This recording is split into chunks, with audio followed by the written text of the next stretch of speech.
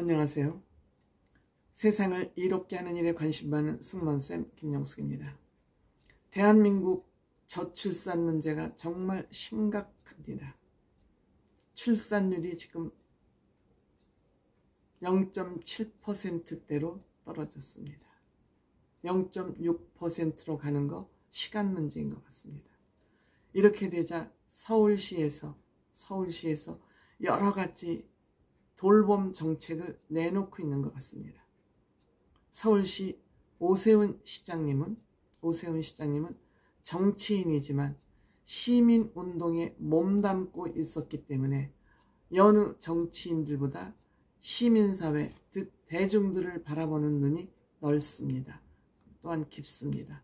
그래서 서울시에서 이 돌봄, 손주들 돌봄, 이 문화를 정착시키기 위해서 한 정책을 또 빼들었습니다. 다름 아닌 9월 1일부터 손주를 돌보는 친인척, 할머니, 할아버지, 사촌 이내의 친인척들에게 월 30만 원씩 지급을 한다고 합니다. 이 돌봄 정책이 도움이 어느 정도 되겠지만 근본적인 문제를 해결하는 데는 한없이 턱없이 부족하다. 저는 이런 생각이 듭니다. 이 30만 원을 받을 수 있는 가정의 대상은 맞벌이를 하는 가정, 한부모 가정, 다자녀 가정, 이렇게 네 부류로 정한 것 같습니다.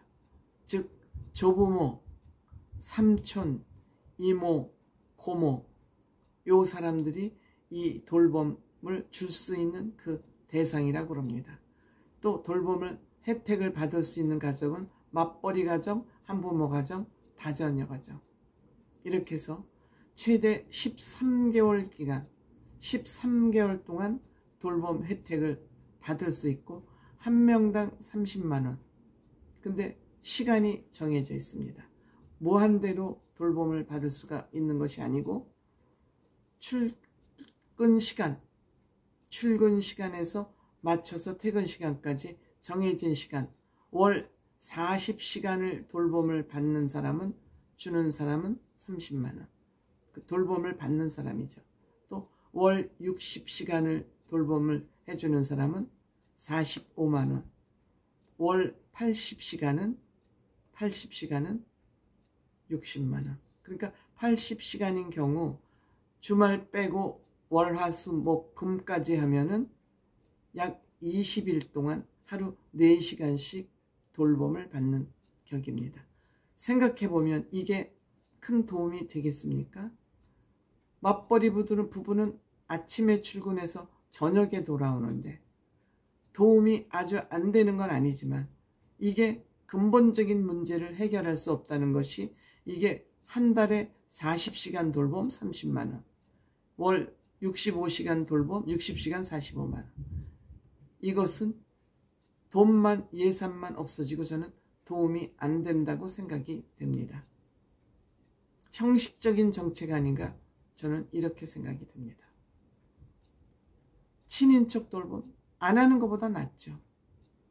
안 하는 거 낫죠. 그래서 여기에 신청할 수 있는 사람은, 친인척이 있는 사람은 친인척이 돌봄을 신청하면 되고, 또 친인척이 돌봐줄 형편이 안 되면 서울시와 협약을 맺고 있는 민간 돌봄 센터에서 도움을 준다고 합니다. 신청도 간단합니다. 오늘 신청하면 내일부터, 왜냐하면 가족들이 돌봄이 주가 되기 때문에 오늘 신청하면 바로 내일부터 신청 가능하다고 합니다.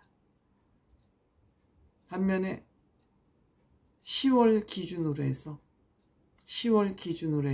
나이가 24개월에서 36개월, 한국 나이로 4, 5살, 2, 3살부터 4, 5살까지 돌봄을 받을 수 있는 거고, 또 저소득 계층 150%, 3인 기준 월 소득이 66만 5천 원, 4인 기준 810만 원 미만이어야 이 돌봄 서비스를 받을 수 있다고 합니다. 뭐 다 좋아요. 어려운 사람을 돌보겠다는 얘기죠. 돈 많은 사람은 그냥 베이비시터를 고용하면 되고 어려운 사람으로 기준해서 돕겠다는 얘기죠. 이것은 서울시 출산육아종합 포털에 들어가서 신청이 가능하다 그럽니다. QR코드 시스템을 이용해야만 이 돌봄 시스템 신청이 가능한 것 같고 아마 집에 가서도 QR코드를 해서 출퇴근을 인증을 받아야 이 서비스가 가능하다 그럽니다. 저는 서울시 이런 저출산 대책에 대해서 일단 신경을 많이 쓰고 있구나 하는 부분에서는 칭찬을 하고 싶지만 긍정적으로 평가하고 싶지만 이것으로 근본적으로 형식적인 정책에 지나지 않는다. 어떻게 한 달에 40시간을 가지고 뭐 하루만 출근하나요? 일주일에 이틀이나 출근하는 사람들 돌봄 주겠다는 얘기 아닙니까? 형식적이다. 물론 본인의 아이는 본인이 우선 키우는 것이 원칙이지만 이제는 이 아이가 개인의 책무를 아닌 공공의 책무로 이제는 돌아갔습니다. 왜? 아이를 낳지 않으니까요. 그리고 이 돌봄 서비스 30만 원씩 준다고 아이를 낳을까요? 교육비가 얼마가 드는데 근본적인 대책은 저는 안 된다고 생각합니다. 제가 생각하는 이 아이들 돌봄 문화는 조부모, 아까 사촌이네 이 사람들을 적극적으로 움직이게 하는 육아를 보육을 책임지게 하는 그런 정책이 필요하다고 생각됩니다. 무엇이냐? 일자리 문제 차원에서 이것을 들여다봐야 된다. 돈을 얼마 죽게 하는 게 아니라 일자리 차원에서 이 문제를 들여다봐야 된다. 왜? 아이들을 유치원 보내고 또 베이비시터를 고용할 경우에는 뭐 몇백만 원, 몇십만 원씩 주면서 할머니나 왜 친인척이 돌보는 건 돈을 안 줍니까? 직업으로 봐야 된다는 거예요.